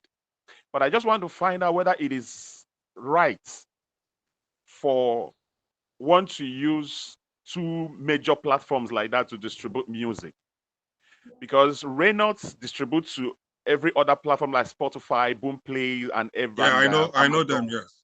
Yes. So, and this Disco Kid also do the same thing. Is it is it advisable that once you've used such a major platform to distribute, that you can still go to another major platform to distribute, or capitalize on that and work with them? Another question is that I saw what's it called, the a handout of this topic. Is there any way that we can get the official document of this topic? Because it's a very vast one. It is not just a small topic. There are so many branches in this Yeah. topic. So can this be made available for us? Okay. What I will do is let me answer your second question. I can make the document available after I have given credit to those I may have quoted. Okay. You know, yes. because I took snippets of some other people's stuff. So I will give credits properly. Then I can share the slide with Kosi, but it is for non-commercial purposes. You know, it's for non-commercial purposes. So that we can you hear me? Yes, I can. I can. Then secondly, this is just a tip of the iceberg. This is just a tip. This is the main course is still coming. The main course is still coming, and it's going to run for 3 months. The main course is coming, and everything, and I mean everything you want to know about the music business is there. But it will cost you a little. It will cost you a little to show commitment. But Kosi will discuss that at a different time. Okay, to your first question about distribution, whether it's okay to use the same. I hope I can hear me because you appear frozen. Yes, I can hear you clearly. Okay, fine. You can use 2 platforms to distribute your song. Yes and no.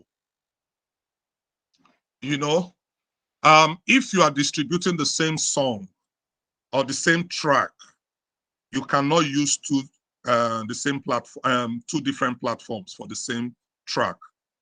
You know, there would definitely be conflicts because when your song is distributed, there is 2 codes that are given to the songs.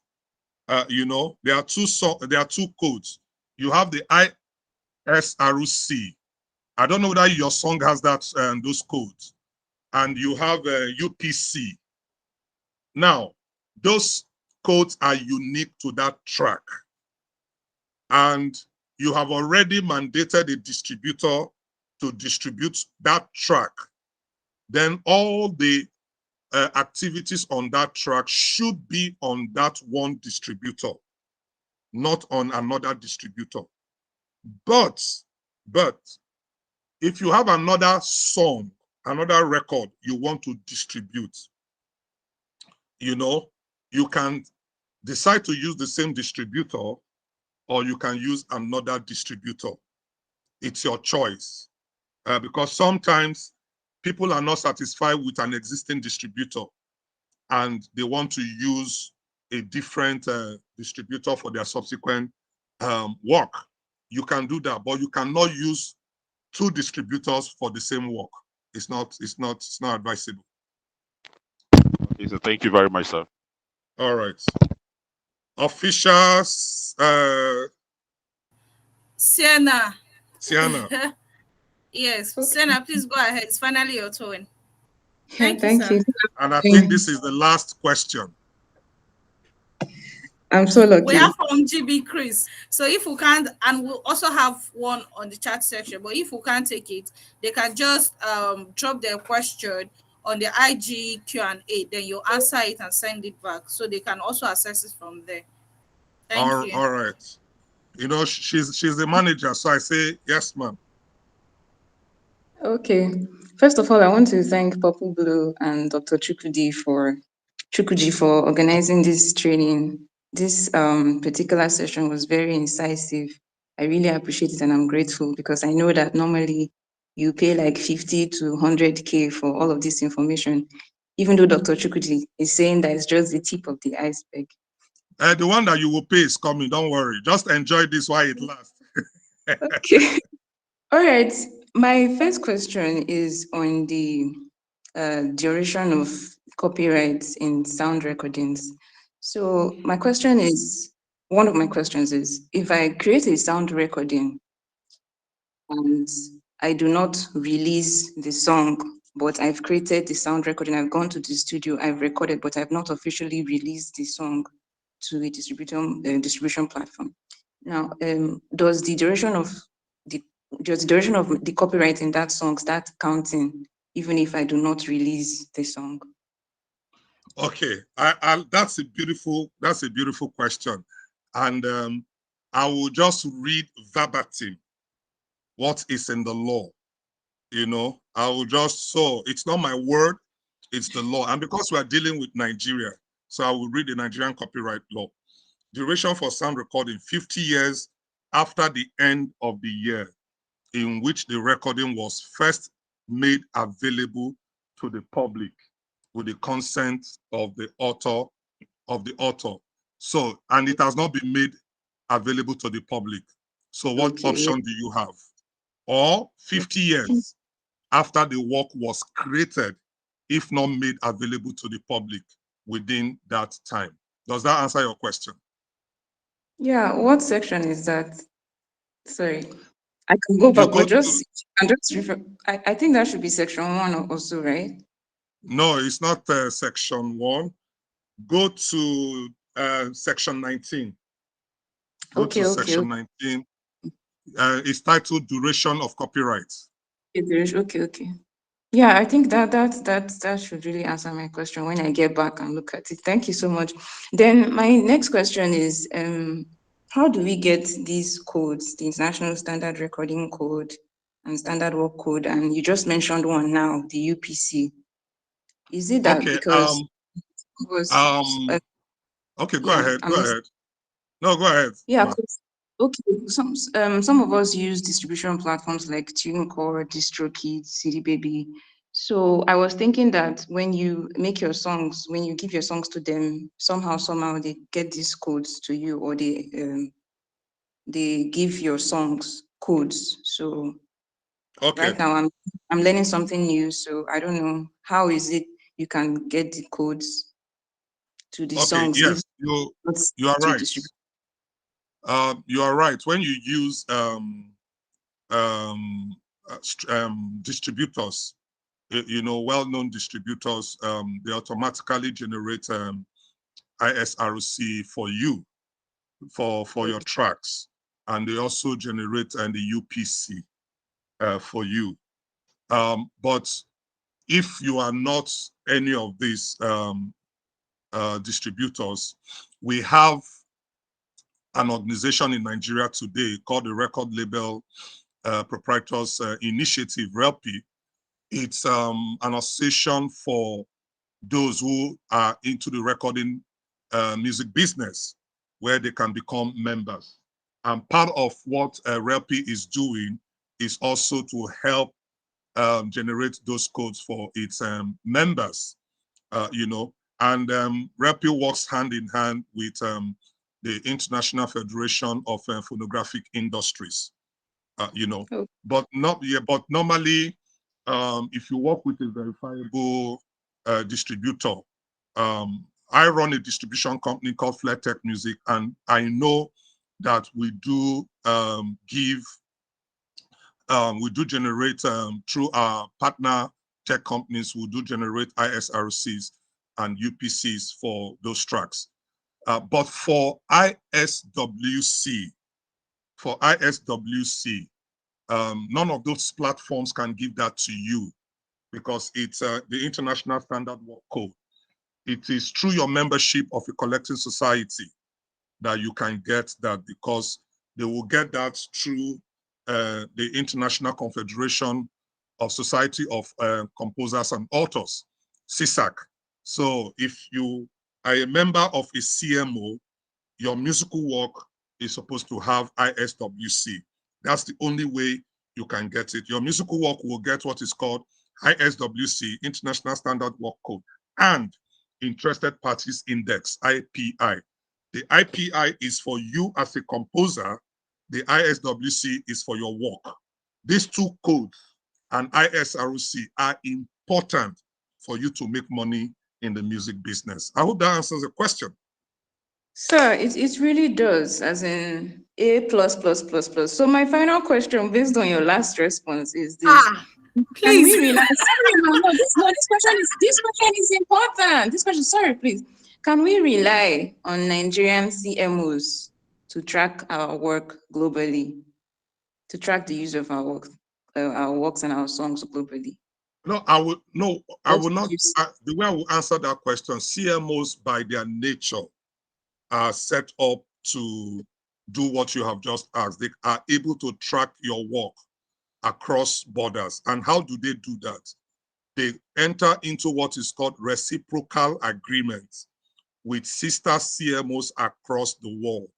So if your music is used in UK, US, the European community, across Africa, the CMOs, by the way they are set up, will enter into those into reciprocal. It's called reciprocal representation agreement with those Mm. CMOs, and they will sign. So what they do is that money collected from all of those countries will be sent to your own CMO for onward payments to you, and money collected from Nigeria will be sent to them for onward payment to those right holders whose works were used here. But the thing is this, you must have good database. You must have good data, identifiers, and good tools to know which work has been played, has been streamed, has been used. If you are able to do all of this, you need to have the right structure and infrastructure to do this. Currently, there's what is called the Pan-African licensing hub in Africa, where the societies or the CMOs in Africa has bound themselves as one, where if a Spotify is opening an office in South Africa, for instance, Spotify does not need to come to all the countries to get a license. They get one license and the money is paid and the money is shared to everybody. So you sit, you relax like this, put your hand for your head like this, and money is just flowing, flowing, flowing. That's the beauty of the music business. That's the Yeah. beauty of licensing. And I tell you, use the right network, use the right tools, make sure your music is in the right places. And when your music is in the right places, when you are old and gray, your royalty becomes to serve as pension for you. That is what it's supposed to be. It's not just about building mansions and all of that. But when you are old and gray, you don't even know. Come on, how many of us will believe that Michael Jackson in death is still grossing so much money? You The know, estate. yes, the estate is grossing Right. so much. And I can tell you, there are so many of Nigerian composers that their works are being used.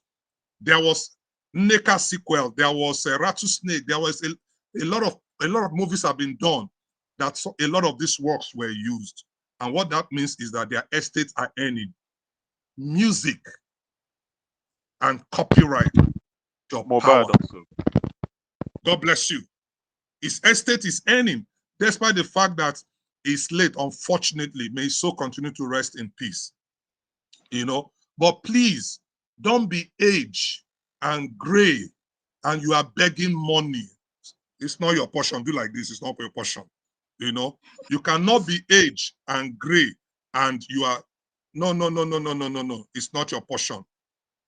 Take advantage of what we are doing today to safeguard your legacy, to safeguard your future, to safeguard your dynasty, to safeguard your family. And it comes through efficient and effective licensing of your works. Thank you. Oh my God. Sienna, I hope Ah, I answered all your questions. we're not taking any other Yes, question. sir. Yeah, we Yes, sir. did. Very, We very did. I good. can answer on her behalf. Thank you so Thank you much. very much. Who is Thank this you. last person? I hope I think we have like GB Chris. Are you sure we are going to take that? one more. I will take Uh, that. I will take that and conclude. okay, because we have one other question No, I'll besides take that. that and conclude. So if it's Okay, ready, one okay, question, not GB one in Chris. three, not three in one question. One question. Yes, please, one question, GB Chris. And I have dropped a link I have dropped a link on the chat section. Please click on the link and type any question. If it's 20 questions, if it's 100 questions, just type it. We'll get back to you and you get the response, please. So just type your questions using the link so that we can attend to every other person. I think GB Chris is no longer on the call.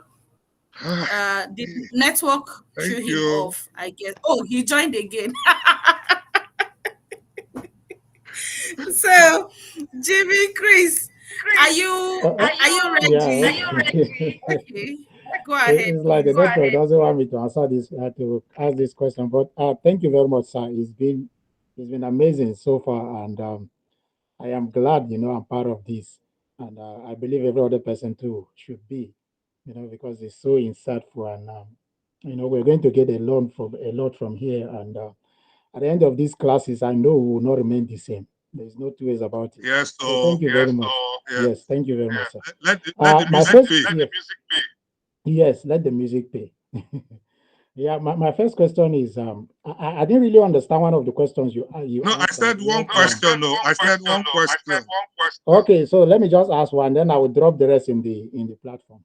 Yes. Yeah, but the first question I want to ask is about let's say as a singer or a composer, you go to the studio, right? Like we do it in this part of the world. You pay everything, right? You pay for the sessions, you pay for the producer and everything. At the end of the day, does that producer has any share or does he have any rights to your song?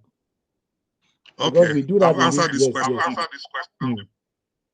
I will repeat again. The beauty of copyright is that whether you paid somebody or not, you know, for everything, if there's no contract saying transfer all the right to me, you know, it can be argued. So what I've advised is that create a split sheet.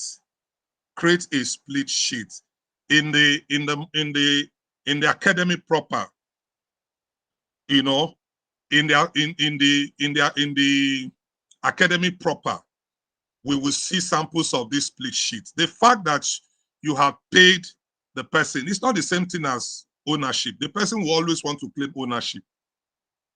As long as he contributed in any way in the making of that song. Do you understand? So it's important that, oh, I have paid you. Like now, if I'm being paid to make this presentation and there's no contract to say that the recording of this work belongs to the person that paid me, before you record this, even though you don't pay me, you must take my permission. So that's the place of contract, split sheets, and all of that. It's important. The fact that you paid for work for hire and there's no contract saying I own all of this 100% does not make you the owner 100%. The producer will want a share of ownership from that work. And your split sheet is to clearly state what percentage he owns or she owns in that work. Do you get it? So next time when you say, but I paid the producer now, he doesn't have any share, that might not be correct. As long as Okay, he contributed, he needs to have the share of ownership and the subsequent royalties that will come from the exploitation. Thank okay, you. GB Chris.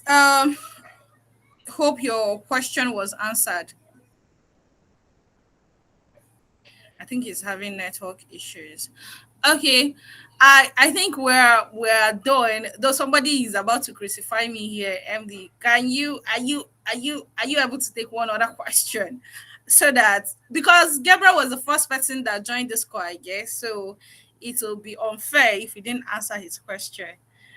Did he post a Are we? question? Did he post it? Yes, yes. So Oh, he sorry. said. If he posted a question, then I'm supposed to take it. So please read this So question. he said, aside the streaming platforms, does the CMO cover social media usage of artist songs on platforms like TikTok and co? Okay, those are developing areas, but this I can tell you. that CMOs license Facebook, CMOs license YouTube, you know, CMOs, um, TikTok is being licensed now because there are discussions across the world about licensing of TikTok. And I think there is a huge discussion. So every social media platform, whether I think the one that is still being in discussion is Twitter. But I can tell you that the social media platforms are being licensed by the CMOs. But like I said, what a lot of CMOs have done is to have a joint licensing mechanism where a Facebook or a YouTube, a TikTok will sign a pan or a pan-European license, and that would cover for all the territories within that region instead of going from one country to the other. Like we said, one of the principles of licensing is to make licensing accessible and easy for those who want to use our content. If you make it difficult, for them to license, then the whole objective of licensing is lost. Understand that licensing is not just about collecting money from users; it's also making the access easy for them to access the work and use it. Thank you. I hope Olabode Gabriel, that was answered. Okay, I've seen your thank you. Thank you very Okay. much. Thank Yeah. you very much. And thank you Okay. guys. Thank you very much, sir. And we are so sorry for taking a lot of time. Thank you very much. It was such an insightful session. And I hope everyone here got something. Please, I need your virtual applause, your thumbs up. Please let's make a loud noise. Let's celebrate. Let's celebrate. Thank you. Thank you very much. Thank you very much. Thank you very much. Thank you. And yes, even me, today was loaded and I can confess. So guys, this marks the end of today's session.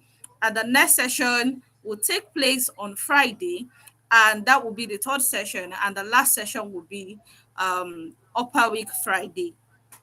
So, like I said before, this is a 4 weeks masterclass just to give you an intro or like the tips of the iceberg of what the main training is going to be like.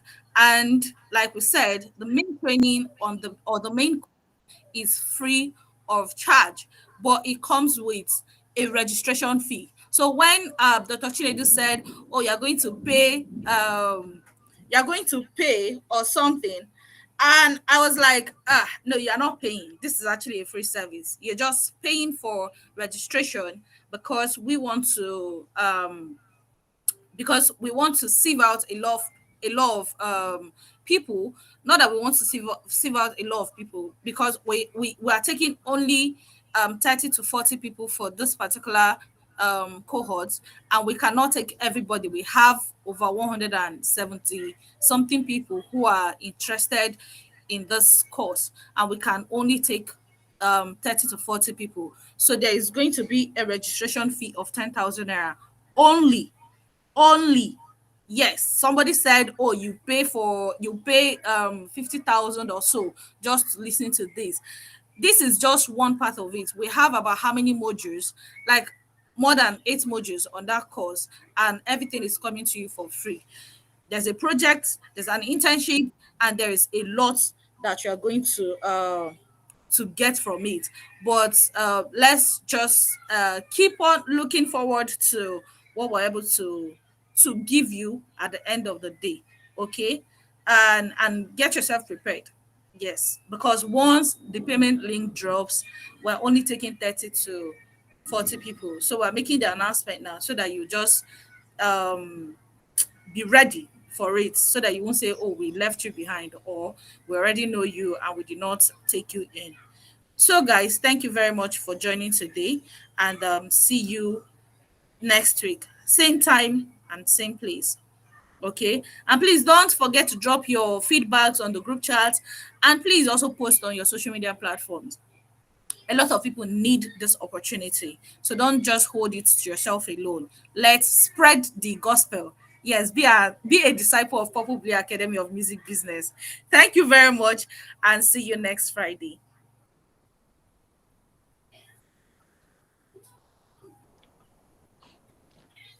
All right, guys. Thank you.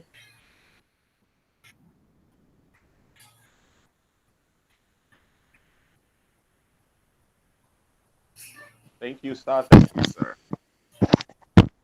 Bye, everyone. See Bye. you next week, Friday.